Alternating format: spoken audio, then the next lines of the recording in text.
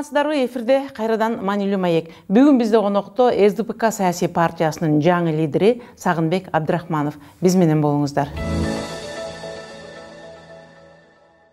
Саламатсызбы, Сагынбек мырза? Саламатсыздарбы. Кош келиптирсиз. Чакырганыңыздарга рахмат. Мына бүгүн сизди студиябызга чакырганыбыздын себеби биринчиден ден соолугуңузду сурайлы, үй бүлөңүздү сурайлы. Менин билишимче, келиңиз жакшы нерседен баштайлы. Менин билишимче, сиз ушул спорт тармагынан лыжа тебүүгө абдан кызыгасыз. Мен ушул жөнүндө бир топ окудум эле, өзүм да көрдүм эле.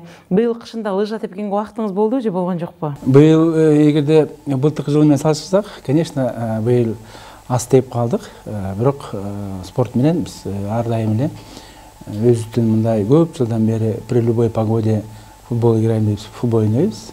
Ар дайым биз азыркы убакта деле мына кечээ суббота күнү деле балдар менен барып ойноп, конечно, мен футболго баягы стадионго кирип келатсам бир жагынан мындай кубанычтуу, мындай команданын баардыгын мындай тизилип алып, баягы стоять смирно, лидер партии СДПК кетет деп балдар тамашалаганы бул мындай жакшы көрүнүш.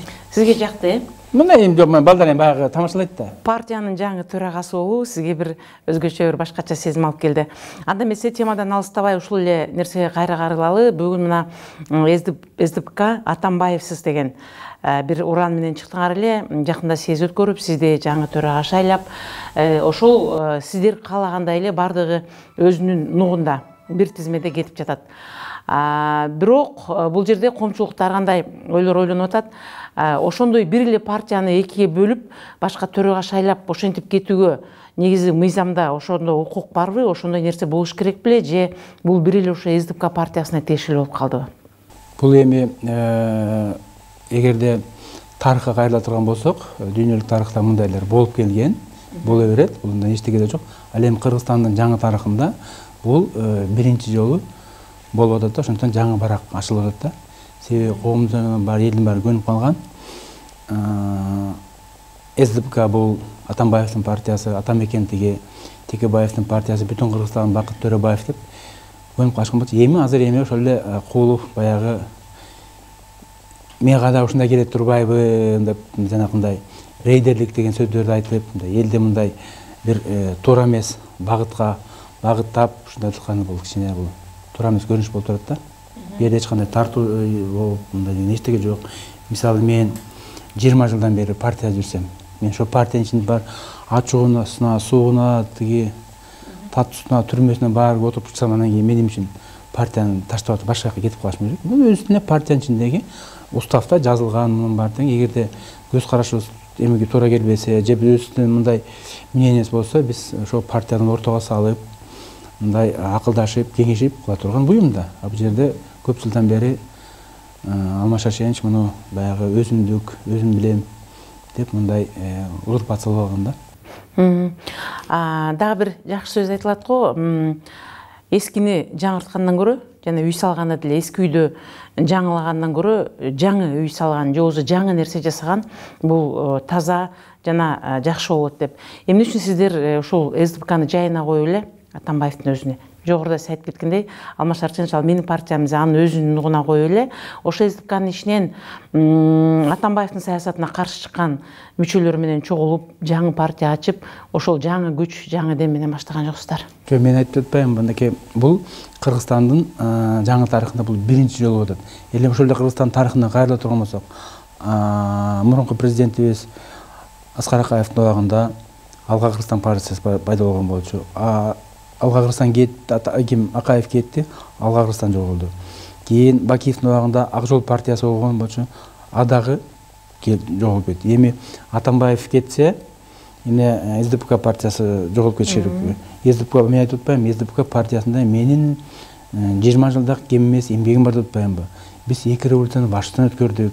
Менин бир туугандарым, же биздин бир туугандар ошо революция үчүн, ошо партия үчүн деп биз курман болгондар бар да. Өз жандарыңа ишти. Өздөрүңөр ишти. Анан кийин мен бир кишиге таарынып, же бир кишиге кеткандай, бир киши ката кылып атса дагы, кемчиликтер кетмеген, каталарды мындай кетирип атса дагы, орчогон каталар кетип атса дагы биз эми карап турмакпыз. Болсоң болот кетип алган. Бул кайдыгерлик болуп калмак да. Ошондо биз особенно мынакей эски партиисттер чогулуп алып, Атамбаевга мурда айтып келгенбиз да.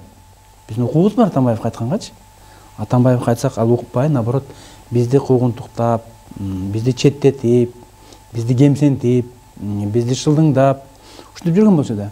Аны ошенткенден биздин баягы намысыбызга тийип, баягы эмеске тийген анда биз мурда биз Атамбаевди мындайча айтканда желегин көтөрүп эле, кылычын чапкылап эле алда жүргөн болчубуз. Анда биз силерге көрсөтөлү деп, анан кийин биз мондай намыстанып биз чыкканда да 17-жылы 11-августта мен площадьтан туруп журналисттерди чакырып алып биз пресс-конференция бергенбиз да.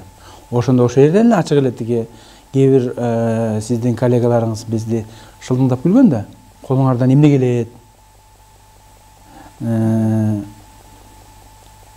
Атамбаев ошол убакта президент болчу, Сооронбай Шарипович премьер-министр болчу, Чыныбек Акунчу спикер болчу. Ошондо күлүшкөн да. Колуңардан эч тик келбейт депчи. Биз Ринат Самудинов экөөбүз чыкканда бир да мындай ой жок болчу да. Даже биз ошону баштаганда биз бири-бирибизге мындай кандайдыр бир ишеним пайда болгон эмес да. Бирок какой-то тиги терең жүрөгүбүздө бизде мындай бир элибиз колдоп кетти деген ишеним бар болчу да. Аны ошон үчүн жөнөкөй карапайым эл колдоп кетти. Ошо колдоп биринчи Московский районунан биз өзүбүздүн ушул кезексиз райондук партиянын конференциясын чакырганда, чакырып ошону аябай жакшы өткөргөн да. Ошондо Кундуз Жолдобаев айтып чыкты да. Ой, саткындар, чыккынчылар, энесин саткандар ал деп ушинтип шылдыңдап чыккан болчу да. Ал дагы кайра биздин намыбызга тийип, кайра бизди дагы күчөтүп, бизге кайра күч кубат берди да. Анан биз сокултук эле эмес, биз бүт Кыргызстан ушинтип бүт жерде райондук конференцияларды өткөрүп, биз делегаттарды шайлай баштадык. Эмегечи тиги өзүбүздүн съездге. Бирок биз ушундай бизден баягы уран менен чыкканбыз да биринчичи. Кийин ураныбыз кыймылга айланып кетпедиби? СДПК без Атамбаева деп же КСДП Атамбаев деген бир чоң кыймылга айланып кетпедик. Мисалы коом колдоп кетти, жаштар колдоп кетти, интеллигенция колдоп кетти, солто коом колдоп кетти, чүйдүн ардактуу адамдары бизди колдоп кетти.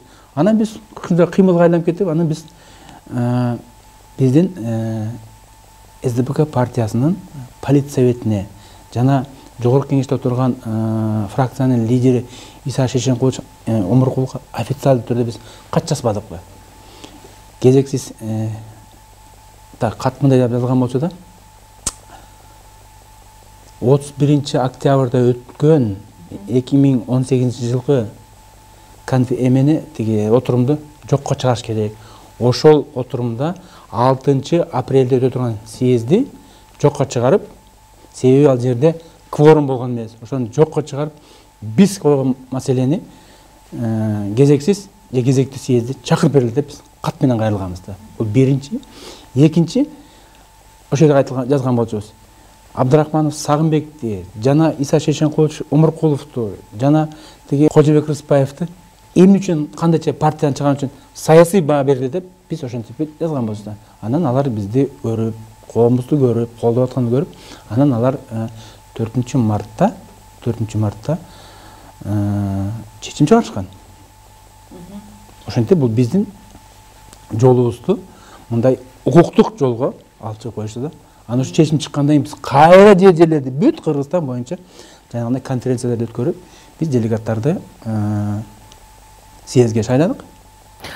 Мындан келди ушул жогоруда съездден өтүп, ошол көп мүчөлөр чогулуп, сизди жаңы партияга лидер кылып алышы бул бир Кыргызстан тарыхында ташталган чоң кадам деп эсептеп, мындай нерсе менен чыныгы адамдардын иштешин, ишмерлигин көрсөтүп бере алдык деп эсептейт экенсиздер мындан келди.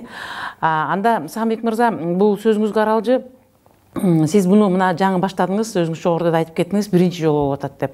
Мунун арты менен эртең биздин башка көрүнүктүү партияларыбыз, ошол эле Республика, Атамекен, Кыргызстан жана бир топ партиялар дагы эртең ичинде эми ар кандай болот да, адам болгондон кийин пикир келишпестиктер болот, бөлүнүү жарылуулар болот. Алар дагы ушинтип өзүнчө жеке съезддерди өткөрүп, партияларды бөлүп жара берсе, бул аягында бир коомчулукта бир тескери пикир жаратпайбы? Мен ойлойм, бул биз кылган иш, азыркы мына бул 18-чи съезд өткөн съезд, бул баардык башка Кыргызстандагы партияларга таасирин тийгизет го деп ойлойм да. Ошол таасирин ошол партиянын лидерлерине бул өтө чоң мындай сабап болот деп ойлойм да. Ошондуктан алар баягы узурпациялоо, мен гана чечем, менден башка эч ким деген бул уже мен ойлойм болбой калат го деп ойлойм да. Ошондуктан ошол лидерлер мондай Алмазбек Атамбаевдин каталарын кетирбегенге алар уже аракет кылат деген мен мындай ишенимдемин да. Ошол сиздер алып бараткан багыттын СДПК партиясынын өзүнчө төрага шайланышы, ушул өзүнчө төрага шайланышып жана СДПК партиянын кайрадан өзүнчө түптөө менен эле өз максатына жетеби, же дагы мындан ары дагы бир бара турган кыймылдар, же мисалы үчүн коррупция менен күрөшүү, же болбосо мамлекеттин экономикасын өндүрүү, же болбосо эртең дагы бир Кыргызстанга пайда алып келчү нерселерди жасай турган максаттар барбы? Биз бул максатка чыкканда биз ар кандай этаптарды койдук. Бул биздин биринчи этап. Ураныбыз СДПК без Атамбаева же КСДПК Атамбаевсыз биз кезектиз съезди чакыруу жана политсөбөттү кайра шайлоо болчу.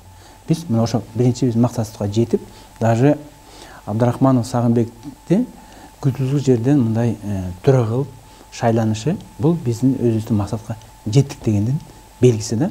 Ал эми экинчи максат мына 18-чи съезд бул тарых деген кайра тарыхка кайрыла турган болсок, бул 20-чы партиянын коммунисттик партиянын 20-чы съезди болду да. 20-чы съездде культ личность Сталина разоблачение болгондо бизде дагы примерно кийин тарыхта ушундай болот го деп ойлойм да. Тиги Атамбаевдин культ личностин бул разоблачение болуп, анан ошондо биз 18-чи съездге жаңы лозунг менен чыкпадыкпы? Жаңы лозунг коюп, СДП тазалануу жана жаңылануу жолунда. Же орусча айтканда СДПК на пути обновления или преобразования деп чыгып атпайбызбы? Ошон үчүн биз мына жаңы кадамды алдыга койдук биз. Ошондой эле сиз бүгүн ушул экс-президент Алмаз Шаршеновичтин көп бүгүнкү айтып жаткан сөздөрүнө, сунуштарына, пикирлерине кошулбай атасыз, таптакыр эле кошулбай атасыз десем да жарашат. Анын ичинде мунун Алмаз Шаршенович негизги айткан ойлорунун бири бүгүнкү жаңы президент Сооронбай Шариповичтин көчтү улабай кеткендиги, ага сөз берип коюп туруп, анын тилинен чыкпай иштөөдөн баш тарткандыгы болуп жатат. Ал эми болсо экинчиси, кайда барбасын, бул Алмаз Шаршеновичтин деңгээли эмес болчу, ал киши президент, ал эми ал айтып жаткан киши жөнөкөй эле катардагы кызматкер. Райымбек Матраимовдун ишмерлиги боюнча абдан баса айтып, сен ошону камай албайсың деген пикирин айтып жатат. Буга сиздин пикириңиз кандай? Мен сиздин сурооңузга ошол аягынан баштайын. Мисалы ошол эле мен тааныбайт экенмин Матраимовдардычы. Мисалы ошол жанагы коомдо айтылып келаткан белгилүү мындай өзүнүн кличкасы менен миллионник деген менен ошол Райым миллионник менен Атамбаев 6 жыл иштеп келбеди. 6 жыл эмне үчүн унчукпай келди? Анан кетип аткандан кийин, кеткенден кийин ошо Райымды көтөрүп чыкканы бул аябай мындай коомго терс, жана бизге да бул аябай түшүнүксүз. Буга чейин биз баягы угуп эле жүргөнбүз да. Ошо миллионниктин кандай эмелерин колдонуп жүргөнүн биз угуп эле жүргөнбүз. Анан кийин кеткенден кийин эле баягы кимге Сооронбай Шариповичке асылып, ошонун баарын тиги Сооронбай Шариповичке жүктөп атканы бул коомдо бул көрүнүп эле турат да. Ички күздүк, көрө албастык, ошо бет тырмалык эле деп биз эсептейбиз да. Ал эми жана сиздин биринчи сурооңузга мен мындай деп жооп берет элем да. Чүйдө ушул биздин жогорку зонада Кой Таш айылында мындай аттуу баштуу аксакалыбыз бар. Анан мен ушул аксакалга барып кеңешип, байке, биз ушундай кылып атабыз, мына сиздин кудаңыз Алмаз Шаршенович, мына биз азыр ушундай ишти баштайбыз десем, кетип баратабыз, катуу кетип баратабыз. Андан кийин кандай болбосун, мына сиз аксакалыбыз, сизди сыйлайбыз, мен сиздин бир ушул оюңду угуп коеюн деп келдим эле, байке деп ошол аксакал жана келсем мага айтат да. Сагынбек дейт, сен туура кылып атасың дейт. Туура кылып атасың дейт. ошо Сооронбай Шариповичти президенттикке шайлайбыз дегенде мага келишкен дейт. Ушул верхний зонанын баары тең мага келишип, сүйлөп бер. Өзүң аксакалдык, акыйкаттык сөзүңдү айтып бер дегенде, мен чыгыккам дейт. Үгүттөп чыккам дейт, өзүм аксакал баш менен барып Сооронбайды колдоп, эл дуулдап кол чабышкан дейт. Мен шу Сооронбай Шариповичке батамды бергем дейт. Анан мына өз үстүнө бала дейт. Мына жана биздин айылында дейт, мынакей. Албек Ибраимов камалды дейт. Камалганда кайра өзүнүн айылдары келиптир дейт. Жүр көчөгө чыгып, баягы тиги кимде Албек Ибраимовду биз камайбыз. Камап кой, незаконно камап койду, биз алып чыгабыз деп чыгыш дейт. Албек Ибраимов мага деле дос. Көп жылдан бери тааныйбыз. Мына ошентип чыкканда мен айттым дейт, мага келишиптир дейт. Аксакал катары жүрүңүз, чыгасыз. Токтоткула деп айттым дейт. Токтоткула деп айттым дейт. Мына Сооронбай Шарипович капитал менен көрүшөт атпайбы? Бир тууганына, досуна карабай, бияк карабай. Мен көрүп атам дейт. Тетигинчи шунча жердин баарын ээлеп алып, жанагында Кытайдын крепостунда кылып ошо жерман тосуп, ошо жердеги жанакы айта менен теге чыңгыштардын мүрзөсүн баарын түртүп салып, атаң оолайын деп тиги баягы кыргызча монтип сөгүрүшөт. Эмне кылат ошо мүрзөнү түртүп деп? Ошончо жердин баарын ээлеп эмне кылат деп? Сооронбай Шарипович туура кылып атат. Силер чыкпагыла деп аксакалдык туура акыйкаттык сөзүн айткан экен да. Анан ошондо эл тарып кетип калыптыр. Бул деген Сооронбай Шарипович сиздин сурооңузга жооп да. Андан кийинки сурообуз мына бүгүнкү күндө сиз жана бир топ коомчулук деген эгерде ошол экс-президент Алмаз Шаршеновичтин күнөөсү коррупцияга катыштыгы далилденсе, ал ууру түрмөдө отуруш керек, ал камалыш керек деген пикириңиздерди айтып жатасыздар. Бул жерде мен айтайын дегеним, кыргыз эли илгертен ушундай бир ичара түшүнбөстүктөр болгондо, же болбосо бир элдин арасынан бир ууру кески табылып калса, жер кылмышкер табылып калса, алар эмнегедир сыртка чыгарбай, ошону ичара чечип, мамлекеттин ичинде же болбосо калктын ичинде чечип койууга аракет кылышканда, ал эми бүгүнкү күндө мына азыр менин билишимче бул ошого эле алып келе жатат. Эгерде эртең Алмаз Шаршенович камалып калса, бизде кыргыз эли өзүнүн президентин өзү ушинтип камап, ушинтип шылдыңдап жатышат деген сөзгө калбайбызбы башка өлкөлөргө? Жок, менин оюмча калбайбыз го деп ойлойм да. Бу жерден эми булар сиздер айтып атасыздар. Алмаз Шаршенович камалып калса, соттолуп калса. Мен пока сот эмесмин, прокурор эмесмин, андай эме. Биз азыр карап атабыз. Ал эми дүйнөлүк тарыхтап келе турган болсок, мына Южный Кореяда 8 президент камалып атпайбы? 8 президент камалып атат. Южный Кореяда гүлдөлүп жатпайбы? Эгерде биз мындай сот же болбосо мындай тергөөчү орган болбогондой, биз мындай эле сыртынан көрүп айтып атпайбыз. Мисалы Алмаз Шаршеновичти мен көптөн бери билем деп атпаймынбы? Да, ал мисалы эгерде 2010-жылга салыштырсак, биз менен салыштырсак, конечно, бизден өтө мындай жакшы жашачу да. Бирок ушунчалык бай, мультимиллионер деген ал болгон эмес. Анан Путиндин жанына туруп алып, кыргыз элине мындай мактанып атат да. Мына көрдүңөр, мен кандай падышанын жанында турам деп, анан кийин бизди шылдыңдагансып, мен дейт мультимиллионермин деп бүт кыргыз элине жаңыртып атат. Яланайын. Ичине бир мындай моралдык, бир этический бир президентмин деген эмеси болуш керек да, скромность деген болуш керек да. Мына ошол эле тиги Аскар Салымбекти алсак, Аскар Бекени алсак, ал канча деген 75 миң, 100 миң деген адамга жумуш орун түзүп берип атат, туура? Мисалы Дордойду алсак, Яланайын Аскар Салымбеков кыйкырган жок да, мен мультимиллионермин деп. Ал ошончо элге налог төлөп, налоги декларациясын көрсөтүп, баарын көрсөтүп атты. Эми Атамбаев айтат, мен Кыргызстанда мультимиллионер, мен номер 1 десе, Яланайын анда мен жаман көрбөсүн да. Бир жумуш орун түзүп бердим деген бир көрсөтүп койсунчу. 10 кишиге жумуш, мен мына кол астымда 10 киши иштейт деп, мынтип бир кагасын көрсөтүп, мына мен мондай продукция чыгарып атам, же мондай мен услуга көрсөтүп атам, мен момча тиги налог төлөп атам деп бир декларациясын көрсөтүп койсо болот эле да. Жок да. Анан каяктагы байлыктар менен жүрөт. Анан ошонусун биз көрүп, биздин партиялаштар мына бүгүнкү күндө жанакындай недовольство ошо болуп атпайбы? Себеби кайра эле салыштырып келсек, Акаев менен Бакиевдин убагында биздин тышкы карызыбыз 2,4 миллиард болчу, туурабы? Мен 2,4 миллиард болчу. Ал эми Атамбаевдин убагында эки революциядан кан төгүп, убада берип, ант берип келгенден кийин биздин тышкы каржыбыз 4,7 миллиард болуп кетпей. 2 эсе көбөйүп кетпей. Ал эми кайра эле Акаев менен Бакиевдин убагын алсак, биздин мигранттардын саны болгону 600 миң болчу да. Азыр 2 миллионго жетип калды мынакей. Туурабы? Каяктан анан биздин турмуш соңул дейт. А биздин кишибиз байып атса, калгандары жакырса. Мен сизге азыр бир өзүмдүн кулагым менен угуп, көзүм менен көргөн бир сизге бир случай айтып берейин. Мына мен Москвада жүрөм. Баягы жумуш соктуган Москвага барып, анан ошол жерден Москвадан банктан счет ачайын деп ошол жерде турсам, анан бир кыргыз бала келип көчө шыпырып жүрөт. Дворник болуп. Анан ошо келип бала айтып атат: "Байке" дейт, "Мен дейт сизди ушул жерден бери дейт, ошол күндөн бери ушу банктын тегерегинде жүрөбүз, банктын ичинде жүрөсүз" дейт да. Анан сүйлөшүп экөөбүз кетсек, ал өзү Хайдаркендик жигит экен. Хайдаркенде пароходчик болуп жатат. Мен тоокенчимин, пароходчик болуп. Пароходчик деген билем эмне, кандай бул эң маанилүү, бул аябай мындай жакшы кесип да. Анан ошол киши мен дейт азыр мына жерде көчө шыпырып, дворник болуп жүрөм дейт да. А мен келинчегим дейт, сиз 10 күндөн бери көрүп ошо тиги банктын ичинде пол жууйт дейт, туалет жууйт дейт. А ошо мен келинчегим экинчи категориядагы мугалим дейт.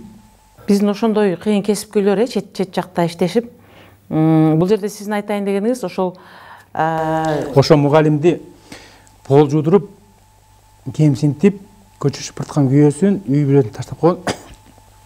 Бул дейт СДПК партиясы күнөөлүү дейт. Эмне себептен? СДПК партиясы дейт, менин аялымды дейт, мени дейт, үй бүлөмдү таштатып дейт, тентитип, көчө шыпыртып койду дейт. Ошо СДПК партиясын соттош керек дейт. Деп ал мага айтып атпайбы? Ал билбейт да, ошол мен 20 жылдан ашык ошол СДПК партиясынын түптөгөндөрүнүн мен биримин да.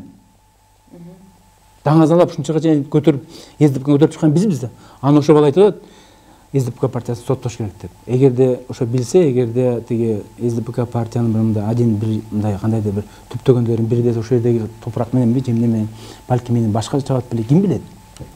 Көрдүңүзбү муну кандай? СДПК соттош. Ошон үчүн биз азыр СДПК партиясын тазалашыбыз керекпиз. Урлардан, жемкорлордон, ичип жегендерден, анан ошонун башында турган Атамбаевдин өзүнүн бетке айтып эле урларды тазалаш. Ошол урлардын башында сен турасың деп айтып атпайсызбы? Айтып келдик да сен деп мынакей. Эми Сагын мырза мына сөзүбүздүн аягында бизди коомчулукту бир таң калтырган десем да болот, кызыктырган десем да болот, бир суроо бар.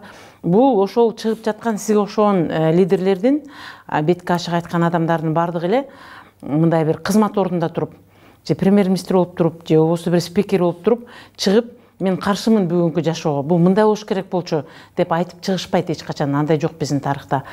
Сиз дагы ошол мурда кыргыз алпында экинчи орун басар болуп иштеп турганда, биринчи орун басар болуп иштеп турганда, биздин коомчулук жөнүндө, биздин бийлик жөнүндө ушундай өзүңүздүн пикириңизди билдирген жок элеңиз. Анткени ошол убакта жогоруда сиз айтып отурган Алмаз Шаршенович бийликте президент болуп отурган. Сиз жумуштан кеткенден кийин ушундай бир ой толгоолорду айтып, жанагындай коррупция менен күрөшүшүбүз керек, баарын ачык айтышыбыз керек деген пикирлерди айтып чыктыңыз. Бул коомчулуктун мындай пикирине кандай өзүңүздүн оюңузду кошор элеңиз? Мына сиздерде, значит, журналисттерде мындай маалымат жоктугунан айтып жатсам, мына мен 15 жылы Атамбаев кайтып чыккан. Кызматта туруп, Кызматта туруп. Кыргыз алтын бул Тоо-кен тармагындагы, Кыргызстандагы Тоо-кен тармагы бул локомотив болуш керек деп. Мен өзүмдүн как адис катары, жетекчи катары, топ менеджер катары мен айткан болчумун. Кантип биз Кыргыз алтынды Россиянын Газпромдагы кылганга биздин мүмкүнчүлүгүбүз бар деп. Мен ошону тиги Андрей Белининовго да айткан болчумун, Атамбаевдин досуна айткан болчумун. Ошондо ошол киши айткан болчу. Один кыргыз дейт, который вот так говорит, правильно говорит деп. Ошо күлгөн болчу менчи. Ошондо мен Атамбаевге айткам, мен 32 жолу жогорку кеңешке, Атамбаевга жана өкмөткө кат жазып турмун да. Биз кантип Кыргыз алтынды бутуна тургузуп, Тоо-кен тармагын алдыга төтсөкөн. Биздин Атамбаев менен катуу эткенибиз бул 15-жыл жана жер үйдү сатканда. Ошондо биз айтып чыктык да.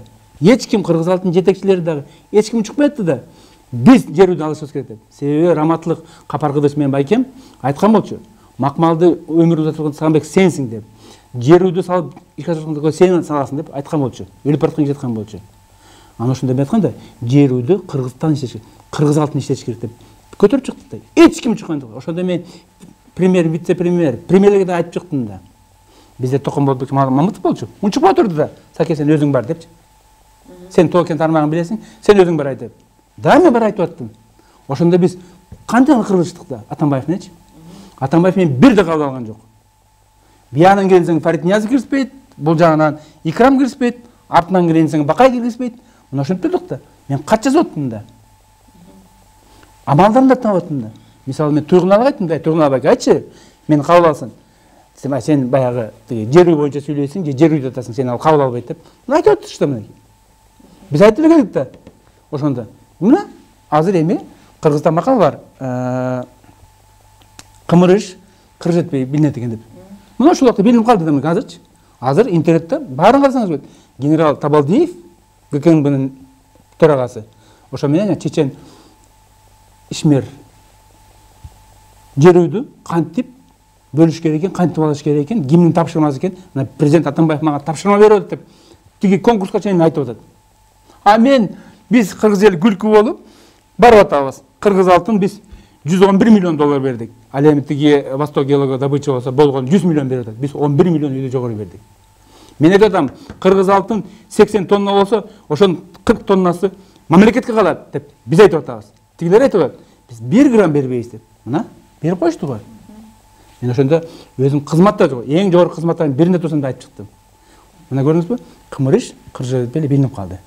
Ал эми Терексай боюнча дагы, Терексайда жанакы түрктөр келип, биздин хвастахраничтарды алып атканда, хвастахраничтан башка жер ошол жердеги кен байлыктар алып атканда мен айтып чыктым да. Анда келип жаш баланы келип кыргыз алтын келип коюп койду. Кыргыз алтын бүгүнкү күндө мен кеткенден бала бакча айланып калган болчу. Азыр таптакыр банкрот болду мынакей. Айтканда, силер кимдин тиги Терексайдагы хвастахраничтан Терексай жагы кен байлыктар берип атасыңар деп. Десем айтканда, Сагынбек Муталич, вы не лезьте в свои дела. Это ребята, Сапар Исаков ребята. Эй, это совсем молодые ребята. Эй, бұлар не білет енді?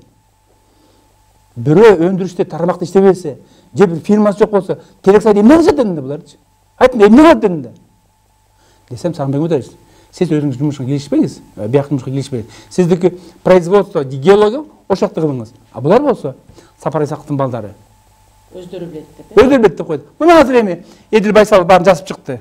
Ошо балдар Атамбаевге үй салып берип атышат. Мындан келди Сагынбек мырза, ошол сиз кызматта туруп эле өз пикириңизди билдирип, бирок коомчулук ал жөнүндө билбей калган экен. Биз бул суроону жакшы эле берип турбуз сизге. Анткени ошондой эле ойлор кээ бир жерде айтылып, кызматтан кеткенден кийин ушундай сөздөр чыкты деп айтылып жатышат. Сиз жөнүндө жазылган жерде элдер өз пикирин билдиргенде бирөөсү сизди нарындын колунда десе, бирөөсү сизди жок бул байке көлдөн болот деп айтып жатат. Эми ушул эфирди жаап жатып, кичим экениңиз жөнүндө азын улак айтып кетсеңиз. Мен көп жыл, конечно, Россияда, Өзбекстанда иштеп калдым да. Токен тармагындачы, ушул именно алтын боюнчачы. Анан көпчүлүгү билбей калышты деп ойлойм, бирок мен өзүм жерим ушул Чүй өрөөнүндө Көкжар деген Аламүдүн районуна караштуу. Көкжар айылынан болом. Так туулган айылым 5 күнгөй, ал эми чоңоюп өскөн бүт бул Көкжар болот. Ошол. Мындан келди Кыргыздын Чүй областынын колуну экенсиз, Маегиңизге чоң рахмат, Сагынбек мырза. Мен кичине берүүнү өзгөчө кылып алып бардым. Анткени деген бизде бир ушундай жөнөкөй тил менен коомчулукка түшүндүрүп бере турган дагы маектер керек болчу. Сиз съездде жана башка жакта айткан сөздөрүңүздү бүгүнкү күндө тескери жакка да буруп жатышат, ар кандай пикирлерин айтып жатышат. Ага карабастан мен ойлойм, бүгүн сиз экөөбүз жасаган маекте сиздин болгон жүрөгүңүздөгү, өзүңүздүн көңүлүңүздөгү сөздөрдү айтып өттүңүз деп. Маегиңизге чоң рахмат. Мындан ары дагы маалымат болсо биздин студияга келип туруңуз. Сизге да рахмат. Ушундан пайдаланып, мен кичине жана айтып кеттим, толкунданып кеттим го дейм да. Ошончо эгер кемчилик кетип калса, менден кечирип койгула. Ушуну менен маанилүү маегибиз соңуна чыкты. Сиздерге бүгүн СДПК партиясынын жаңы төрагасы Сагынбек Абдрахманов келип маек куруп берди. Берүүнү мен Үмүт Мукамбетова алып бардым. Кайрадан кездешкенче саламатта болуңуздар.